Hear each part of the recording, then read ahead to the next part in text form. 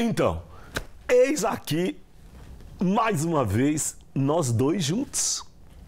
Eu sou o professor Isaac Almeida, do Sistema Mackenzie de Ensino. E hoje eu vou complementar aquela trilogia de óptica geométrica. Você não viu ainda? A primeira aula foi de noções gerais de óptica geométrica, quando eu falei de raios de luz, de feixes de luz. A segunda foi de reflexão da luz.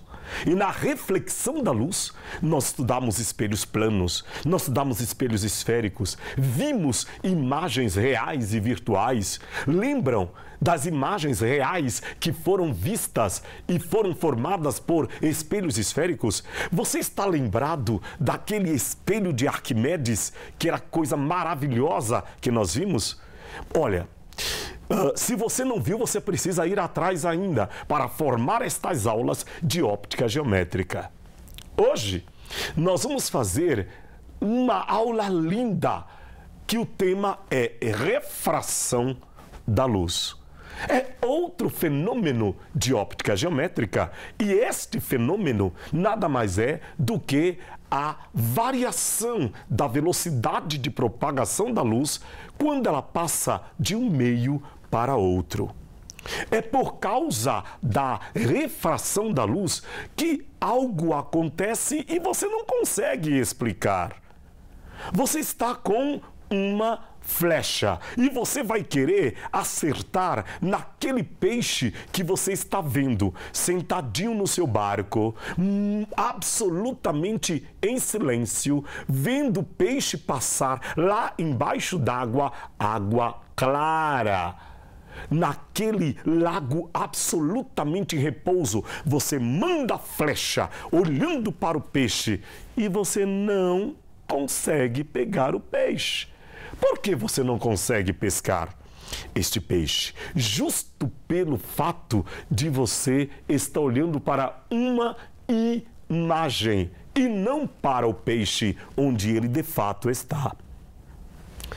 Eu estava aqui fazendo um experimento que é bem parecido com esta história de caçar o peixe e não pescar o peixe. Você quer ver? Olhe para esta cuba.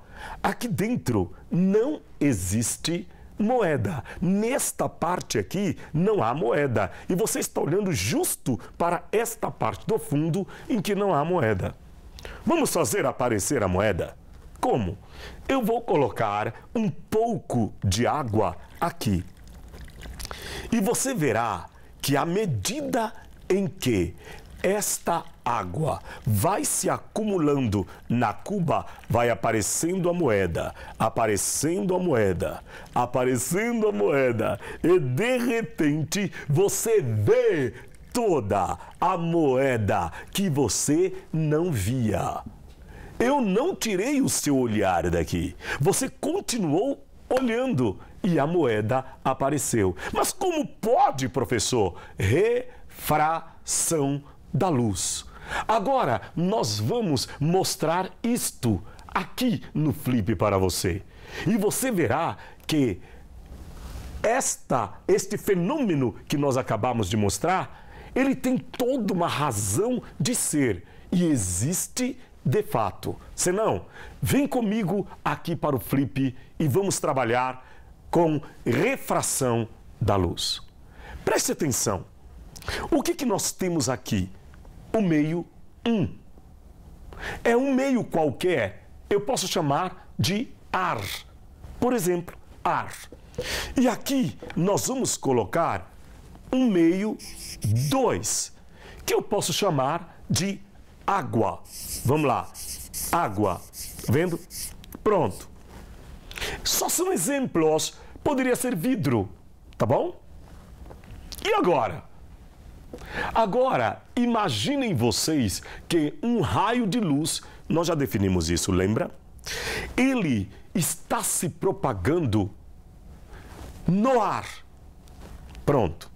E aí, ele vai incidir neste ponto que eu chamei de I. I não é de Isaac. I é de incidência. Tá vendo? Olha aí, ó. Ponto de incidência. Este N é para representar esta reta normal. Por que ela é chamada de normal? Porque ela está perpendicular a esta linha que é a superfície de separação entre os dois meios, no caso, o ar e a água. Tudo bem até aí?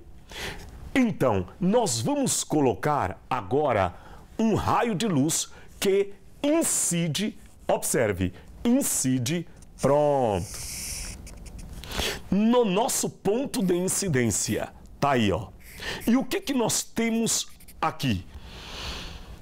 O ângulo formado pelo raio de luz e pela normal, nós daremos o nome de ângulo de incidência. Vejam aí. Tá bom? Agora, no momento em que este raio de luz passa para o meio que nós chamamos de 2 e é a água, você vai reparar que ele se fecha em relação à normal. Por que será que ele se fecha em relação à normal? Justo pelo fato de a luz ter maior dificuldade em se propagar na água do que no ar. Aí você me pergunta, mas professor, quem é que vai definir o quanto é difícil para a luz se propagar na água? Qual é a grandeza que diz se ela se propaga com maior ou menor dificuldade? Já vamos definir. É uma grandeza que daremos o nome de índice de refração absoluto deste meio. E nós chamaremos de N. Daqui a pouquinho nós vamos estudá-lo, tudo bem? Mas aqui nós vamos ter o quê? Um ângulo que vamos chamar de ângulo R, que é o ângulo de refração. Será que há uma relação entre ângulos de incidência e de refração e os índices de refração do meio? Com certeza, é uma lei que também vamos estudar daqui a um pouquinho. Nós vamos agora prosseguir, mas vamos definir direitinho o que significa índice de refração absoluto de um meio. Vem aqui, isto aqui é Mackenzie. Leva para você. Vamos definir então índice de refração absoluto de um meio. Nada mais é do que uma razão. Razão é uma divisão. Mas observe que o índice de refração absoluto de um meio é uma divisão entre duas velocidades. Esta é a velocidade da luz no vácuo e esta é a velocidade da luz no meio, onde este raio de luz está se propagando. Tá bem. Mas observe que justamente no vácuo, os físicos, eles julgam que lá a luz se propaga sem dificuldade nenhuma. Se é sem dificuldade nenhuma, nós vamos ter o quê? Maior velocidade possível. Sim, então, a velocidade da luz no vácuo, dada como maior velocidade que a luz pode atingir, ela é 3 vezes 10 a 8ª metros por segundo. Dê uma olhada e veja que trata-se de uma velocidade altíssima. Bem, qualquer outro meio em que a luz possua alguma dificuldade para se propagar, vidro, água, você está me entendendo? Você terá, então, uma velocidade menor. E se é uma velocidade menor, olhe para esta fração, o numerador vai ficar maior do que o denominador. Desta forma, o índice de refração será um número sempre maior ou igual a 1. Por quê? O menor valor está embaixo. Quando é que nós teremos o índice de refração valendo 1? É quando a velocidade da luz no meio é igual à velocidade da luz no vácuo. Nós dizemos que no ar a velocidade da luz é aproximadamente igual à velocidade da luz no vácuo. Logo, no ar, nós temos que o índice de refração é aproximadamente 1. Aí está. E é o menor. Tudo bem? E aí você diz, então todos os demais serão maiores, professor? Sim, aqui está. No vidro será maior do que 1. Na água será maior do que 1. Então prestem atenção. Para resumir, o que é o índice de refração absoluto de um meio? É a dificuldade que a luz possui em se propagar neste meio. Entendido? Isto é Mackenzie. Leva aí para você. Pronto. Você deve estar preocupado, querendo saber como foi que aquela moeda apareceu. Lembra que nós começamos a aula de hoje com uma moeda que aparecia? Sim. Você estava, olha aqui você, olho, tá bom? Observador. Você estava com raios de luz que chegavam a seus olhos e por isto você via, mas estes raios lhe levavam informação desta esquininha. Neste desenho, que nada mais é do que um esquema de perfil que você está vendo, não havia água alguma. E a moeda estava colocada um pouco para cá desta parede da cuba. Eu aí comecei a colocar água. E raios advindos do sol, advindos de fontes artificiais, batem na moeda, refletem-se na moeda e sofrem refração ao saírem da moeda e da água para o ar. Você está me entendendo? Então o que vamos fazer? Vamos pegar um desses raios. Tá aqui. Eu vou pegar este raio, por exemplo. Tá vendo? Ele nada mais é do que o raio incidente por baixo nesta superfície de separação entre ar e água. Então nós temos aqui o que? Ar e aqui água, não é isto? Vejam aí. E este raio, ele sofreu refração. Vamos colocar a normal para que nós consigamos ver. Então, aqui está a normal, vejam, perpendicular à superfície. Pronto. Este é, cuidado, muito cuidado, o ângulo de refração. Pronto. E aqui está o ângulo de incidência. Olha aí, ó. Pronto. Por quê? Porque você tem que o raio, na realidade, ele se refletiu na moeda e saiu dela para sofrer refração na passagem da água para o ar. Concorda comigo? Só que eu preciso saber onde ficou a imagem. Mas para formar a imagem eu preciso de no mínimo 2 raios. E um raio pode também ter saído daqui, olha, e ido perpendicular à superfície. Por que não? Tá vendo aqui, ó? Por que não? Olha, presta atenção. Este raio, ele pode sair daqui e sofrer o quê? Refração também.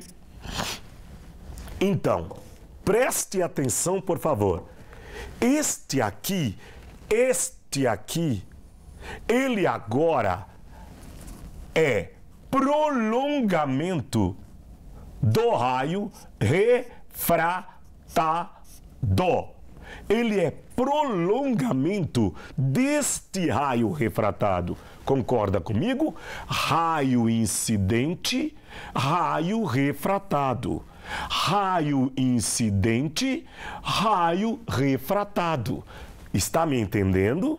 E agora, se eu tenho, vejam, prolongamentos dos raios e cruzamento deles, não é? Nós vamos ter o quê?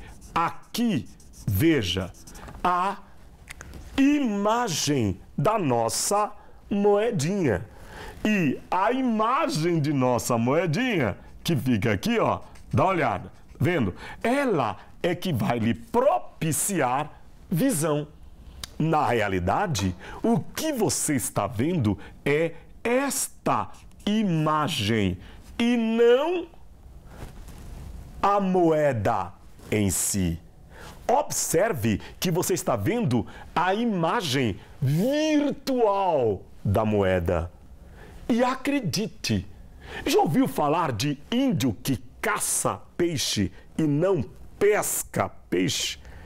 Por que ele caça peixe? Porque ele pega a sua flecha e olha o peixe e joga a sua flecha. A minha pergunta para você é: ele joga a sua flecha no peixe que ele está vendo? Não, senhor. Porque se fosse assim, ele acertaria a imagem do peixe e não o peixe. A sua experiência é tal que ele olha o peixe aqui, mas joga mais embaixo a sua flecha e acerta o peixe, caçando o peixe e não pescando o peixe. A imagem do peixe fica mais embaixo, ou digo, mais em cima. A imagem do peixe fica mais em cima, mas o peixe na realidade está mais embaixo. Como esta moeda, que está aqui embaixo, mas você a vê um pouco mais em cima. Muito bem, olha que coisa muito interessante você acabou de ver. Isto tudo graças ao fenômeno chamado de refração da luz. E quer saber? Existem mais alguns tópicos teóricos que são muito interessantes e que você vai ver comigo agora. Isso é Mackenzie. Espera aí um pouquinho, leva para você. Agora, fazendo uma relação entre índices de refração e ângulos de incidência de refração, nós vamos falar sobre uma lei que é extremamente importante, chamada Lei de Snell-Descartes. Preste muita atenção, que é muito interessante e advém de uma observação que você também terá. Obviamente, vou falar de uma maneira muito simples para que você possa entender. Existem fundamentos teóricos muito mais aprofundados do que aquele que farei. Entretanto, já pelas observações que aqui você verá, fica muito fácil de nós tirarmos aquilo que queremos.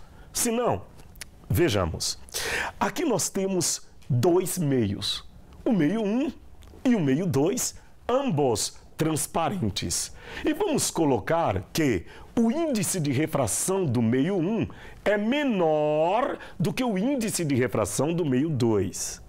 Isto é, a luz propaga-se com muito maior facilidade no meio 1. Então, que nós teríamos um raio de luz incidindo aqui, ó. Você se lembra? Nós temos o ângulo de incidência, anormal, não foi isto que nós falamos? Então, nós temos aqui, vamos lá, vamos colocar. Aqui está o raio de luz. Pronto. Que incide na superfície de separação, na fronteira.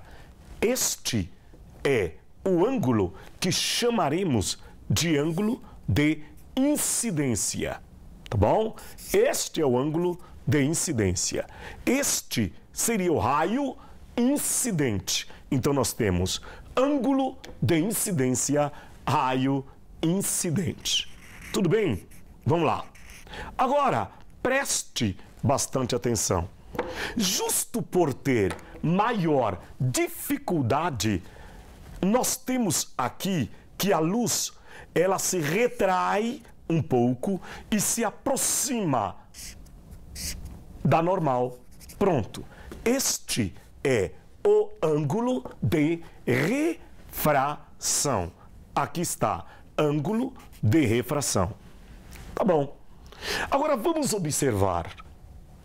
Onde nós tínhamos menor índice, que é aqui, no meio 1, nós tivemos maior ângulo.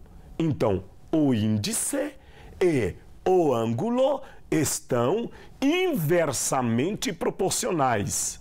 Menor o índice, maior o ângulo. Então, nós temos assim, vejam, índice de refração do meio 1 está aqui, inversamente proporcional ao ângulo de incidência. Então, como nós podemos escrever inversamente proporcional? Vamos colocar aqui. E nós podemos escrever seno do ângulo I, porque não corresponderemos diretamente à grandeza ângulo, e sim algo que nós possamos corresponder na função trigonométrica, que seria o seno. Então, nós temos índice de refração pequeno, ângulo grande, seno grande. Por isso nós escolhemos o seno, tá bom? Ângulo grande, seno grande. E agora, nós vamos ter o índice de refração do meio 2, ele é grande, porque a luz tem dificuldade. Então, aqui está o índice de refração do meio 2. É inversamente proporcional ao ângulo que está o quê? Pequeno, em relação a este, certo? Então, nós vamos colocar seno R. Aí está. Então, vamos repassar? Vamos. Olha, índice pequeno, ângulo grande, inversamente proporcionais. Índice grande, seno ou ângulo pequeno. Aqui está. Escolhemos o seno, porque maior o ângulo, maior o seno. Tá vendo ali, ó? Vejam. E agora, nós temos aqui índice do meio 2. Muito bem. Como é que nós gravaríamos melhor aquilo ali? Se porventura nós fizéssemos uma multiplicação em x, ficaria assim, ó. N1 seno di é N2 seno de R. N1 vezes seno de I, N2 vezes seno de R. Esta expressão é que nós chamamos de lei de Snell-Descartes. Lei de Snell-Descartes. E olha que coisa interessante e como fica fácil você saber esta lei. N1, seno do ângulo que está no meio 1. Olha lá, o I está no meio 1.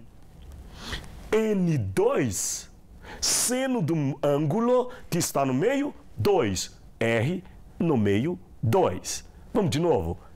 N1, seno do ângulo que está no meio 1, é igual a N2, seno do ângulo que está no meio 2. N1, seno do ângulo que está no meio 1, é igual a N2, seno do ângulo que está no meio 2. N1, seno do ângulo que está no meio 1, é igual a N2, seno do ângulo que está no meio 2. Olha como fica legal. Eu uso Snell, ele é gostoso, é docinho como mel. Eu uso Snell, não vou errar. Eu uso Snell. Vai! Eu uso Snell, ele é gostoso, é docinho como mel. Eu uso Snell, não vou errar. Eu uso Snell. Vem comigo!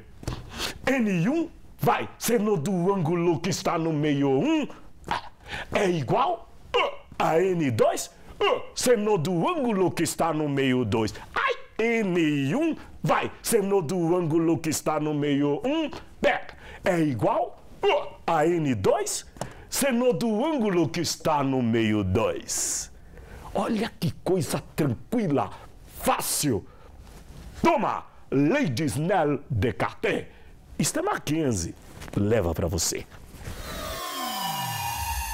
Veja, graças à refração da luz, nós conseguimos ver, e com detalhes, porque vocês sabem, por mais bonitos que sejam seus olhos, azuis ou verdes, na realidade nós somos falhos. E há, sim, enfermidades ópticas que, na realidade, impedem de que vejamos com detalhes aquilo que nós precisamos ver. Nós teríamos um elenco não pequeno de enfermidades, de defeitos da visão, que não colocaremos nesta aula. Mas nós queremos fechar com as lentes, elementos ópticos que nos ajustam às imagens daquilo ou daqueles objetos que vemos. Dependendo da enfermidade que atinja os nossos olhos, nós podemos ter um determinado tipo de lente para fazer a correção. Vejamos então as lentes esféricas. Como é que elas agem? Nós temos as lentes convergentes e temos as lentes divergentes. Aí estão. Muito bem. Toda lente convergente, ela terá este símbolo. Converge. De dentro para fora, converge. Pense assim que fica fácil. De dentro para fora, converge. Colima, junta, ou, de uma forma mais antiga, ajunta os raios de luz. Este ponto, que é o cruzamento entre o eixo óptico, porque aqui nós temos o eixo óptico. Vejam.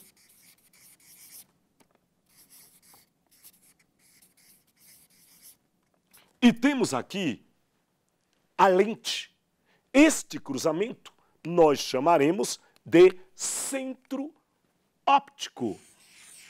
Ó, ainda teremos na lente convergente dois focos. Este chamado de foco objeto, este chamado de foco imagem. Temos também o ponto antiprincipal objeto e este ponto antiprincipal imagem. A distância entre o foco e a nossa lente chamaremos de distância focal. É uma distância. Pode receber diante de si um sinal positivo ou negativo, mas a distância, ela não é negativa por natureza. Isto tudo nós falamos a respeito da lente convergente. Vejam que, se porventura quiséssemos a distância entre o centro óptico e o ponto antiprincipal, teríamos duas distâncias focais. Agora, falemos a respeito desta que é, observe, a lente divergente. Vejam como ela será representada. Então você pode dizer, de dentro para fora, espalha. De dentro para fora, diverge. Espalha. Tá vendo? Pronto. Vamos representar assim. Este é o seu centro óptico. Trocando, nós vamos ter aqui o foco imagem, tá? E aqui o ponto antiprincipal imagem, foco, objeto. E ponto antiprincipal, objeto. Nós temos as lentes, portanto, que convergem a luz e as lentes que divergem a luz. Como ficariam os raios notáveis? Vocês se lembram daqueles raios notáveis que nós vimos lá em espelhos esféricos? Incide paralelo, sai pelo foco. Incide pelo foco, sai paralelo. Aqui é muito parecido. Incide paralelo, sai pelo foco. Incide pelo foco, sai paralelo. Incide pelo centro óptico, não sofre desvio. Incide pelo ponto antiprincipal, sai pelo ponto antiprincipal. Incide pelo ponto antiprincipal, sai pelo ponto antiprincipal. É fácil, é tranquilo, dá para você, sem dúvida nenhuma, aprender e usar. Vamos fechar ainda mostrando como fica isto na prática. Vem comigo, eu vou lhe mostrar. Então, observe que, mostrando agora na prática como isto ficaria, nós vemos uma lente convergente classificada como biconvexa. E veja que os raios de luz providenciados por nós, eles estão se fechando logo após passarem pela lente convergente. Entretanto, você não consegue ver onde estes raios se cruzam. Aí, mexendo aqui na minha fonte, você verá que há um ponto de cruzamento ou de coincidência, como a gente diz, ou ainda, não é? Eles estão exatamente se encontrando sobre o ponto chamado de foco. Neste ponto, nós teríamos o foco. Observando aqui atrás, os raios chegam paralelos. Então, raio paralelo refrata-se passando pelo foco. Este foco que aqui está é um dos focos desta lente que vocês veem aqui. Se porventura nós trocarmos a lente, pronto, vocês estão vendo que esta outra lente é uma bicôncava e, na sua função, ela espalha, ela diverge os raios de luz, né? Ela não está convergindo como a outra. A lente divergente, ela é usada para correção de olhos míopes e ela ajusta a imagem vista, que geralmente no olho enfermo fica antes da retina, ela vai ajustar esta imagem, levando-a para a retina. Enquanto a lente divergente corrige olho míope, a lente convergente corrige olho hipermetrópe. Pessoas que sofrem de hipermetropias são hipermetrópes. Estas pessoas têm a sua visão corrigida por uma lente convergente.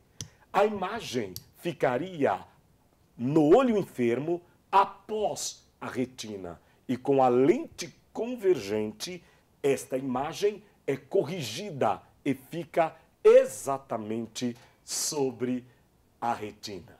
Então, agora você vê que pela refração da luz, nós temos a possibilidade de, através das lentes esféricas, até mesmo corrigir enfermidades que nos assaltam, como miopia, como hipermetropia e até mesmo presbiopia, que é a vista cansada que ocorre geralmente após 35 anos de idade em humanos.